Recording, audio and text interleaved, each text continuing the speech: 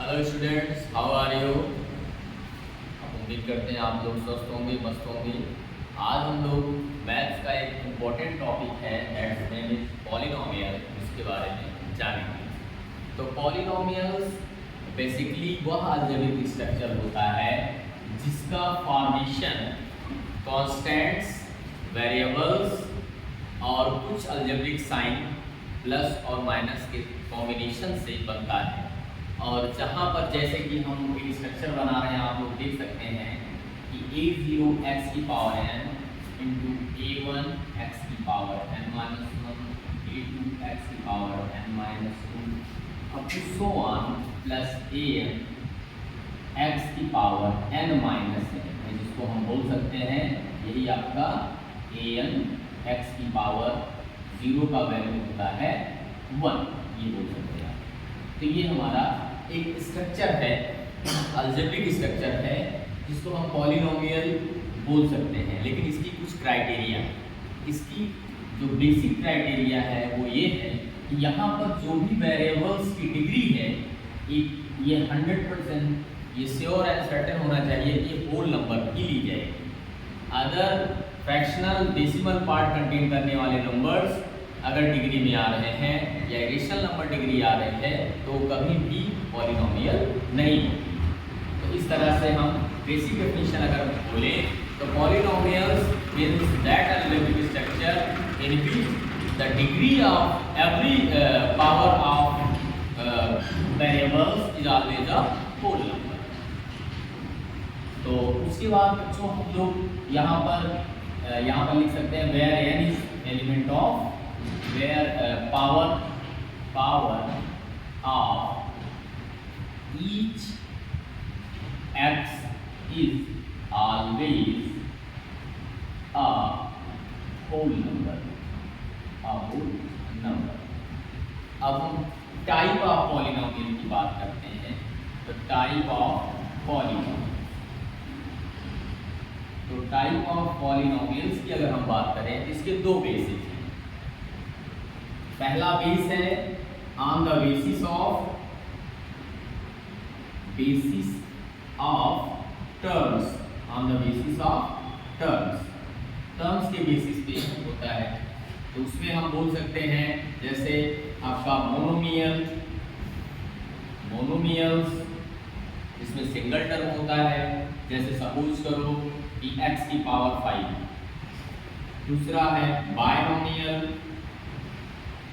बायनोमियल्स, जिसमें दो टर्म होते हैं, जैसे कि मान लीजिए 3x² प्लस 5। फिर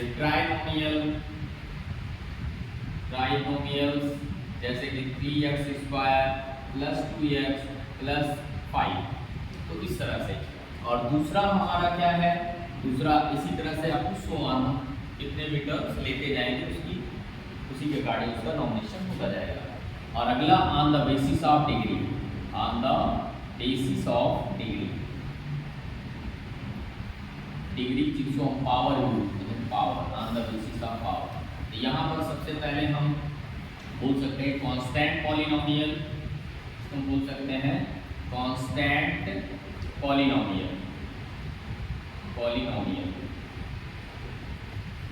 और बच्चों कांस्टेंट पॉलिनोमियल के अंतर्गत ही जीरो पॉलिनोमियल भी आता है।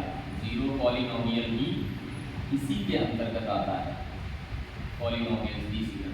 फिर आता है आपका linear polynomial, linear polynomial. Constant polynomial का अगर एग्जांपल की हम बात करें तो आपका 0, 1, 2 इस तरह से a, b कुछ भी ले लें, जहाँ वेरिएबल्स नहीं होते, केवल और केवल कांस्टेंट वैल्यू होती है, उसको कांस्टेंट पॉलिनोमियल बोल सकते हैं। फिर आया लीनियर पॉलिनोमियल। तो लीनियर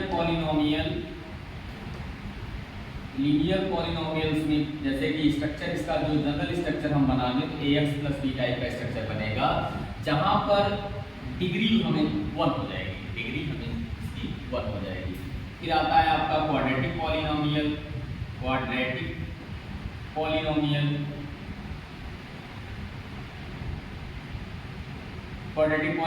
जैसे कि इसका एक जनरल स्ट्रक्चर अगर हम बनाएं ax² plus bx plus c, इस टाइप का स्ट्रक्चर बनेगा।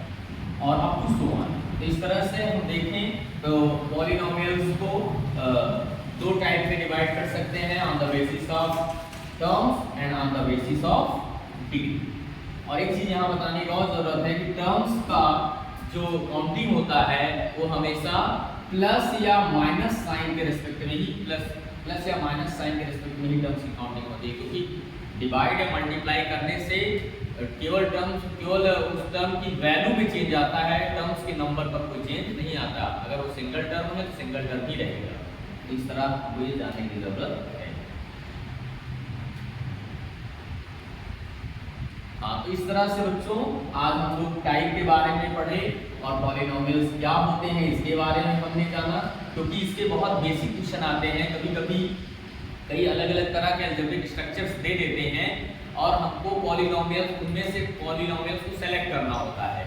तो उस सिलेक्शन के दौरान हम इन्हीं बातों पर विचार करके और फिर करेक्ट ऑप्शन पर टिक करते हैं।